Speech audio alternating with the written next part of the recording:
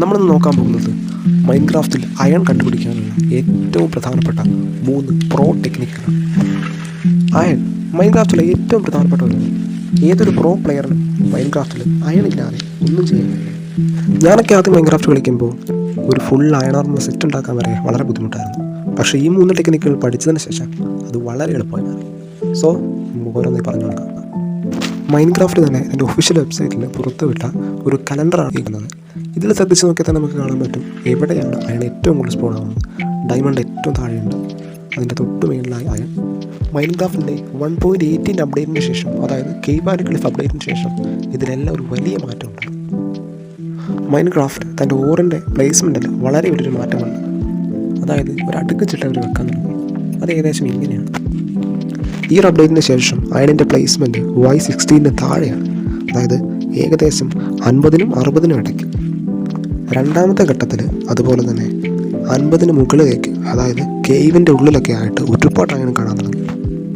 So first method എന്ന് പറയുന്നത് cave എക്സ്പ്ലോറേഷനാണ്. ഇതിലൂടെ തന്നെ നിങ്ങളുടെ ബേസിക് നീഡിനുള്ള അയൺ ഒരൊറ്റ പോകത്തിൽ നിങ്ങൾക്ക് ലഭിക്കുന്നതായിരിക്കും. ഏകദേശം 40 തൊട്ട് 1 സ്റ്റാക്ക് വരെ നിങ്ങൾക്ക് കിട്ടുന്നതാണ്.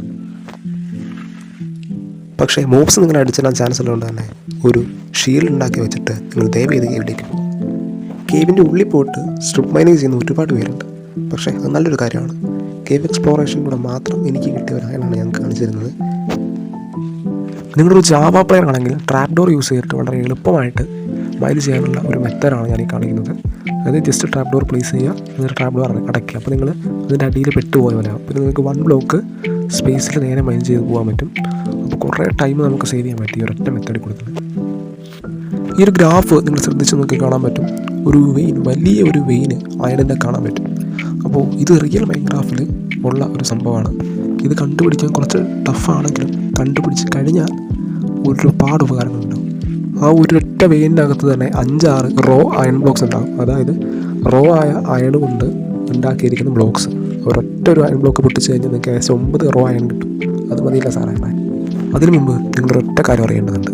അതായത് ഈ ഒരു അയൺ വെയിൻ സ്പോൺ ആവുന്നത് ഒരുപാട് ടഫിൻ്റെ ഇടയ്ക്കായിരിക്കും. അതായത് ടഫ് ഏതാണ്, അയൺ ബ്ലോക്ക് ഏതാണ്, റോ അയൺ ഏതാണെന്ന് തിരിച്ചറിയാൻ നല്ല ബുദ്ധിമുട്ടായിരിക്കും. ഇത് കണ്ടുപിടിക്കാൻ കുറച്ച് ബുദ്ധിമുട്ടാണ്, എങ്കിലും കണ്ടുപിടിച്ചാൽ നല്ലതാണ്. അതുപോലെ തന്നെ സ്ട്രിപ്പ് മൈനിങ് ഒരിക്കലും ഒരു നല്ല മെത്തേഡല്ല അയൺ കണ്ടുപിടിക്കാൻ വേണ്ടിയിട്ട്. കാരണം ഇതിലൊരു മാറ്റം വരുത്താൻ വേണ്ടി തന്നെയാണ് കേവ് ആൻഡ് ക്ലിഫ് അപ്ഡേറ്റ്സ് വന്നിരിക്കുന്നത്. അതുകൊണ്ട് തന്നെ കേവിൽ ജസ്റ്റ് ഒന്ന് എക്സ്പ്ലോർ ചെയ്താൽ തന്നെ ഒരുപാട് അയൺ കിട്ടുന്നതായിരിക്കും. ഇനി നിങ്ങൾ മൈൻ ചെയ്യുന്നതിനിടയ്ക്ക് കുറച്ച് അയണും ടഫ് ഒരുമിച്ച് കാണുകയാണെങ്കിൽ മറക്കണ്ട, മൊത്തം ഇങ്ങോട്ടേക്ക്. ഈ വീഡിയോയിലൂടെ പറഞ്ഞു തന്ന കാര്യങ്ങൾ നിങ്ങൾക്ക് എത്രത്തോളം യൂസ്ഫുൾ ആയി എന്ന് കമൻറ്റ് ബോക്സിൽ അറിയിക്കുക. Thank you.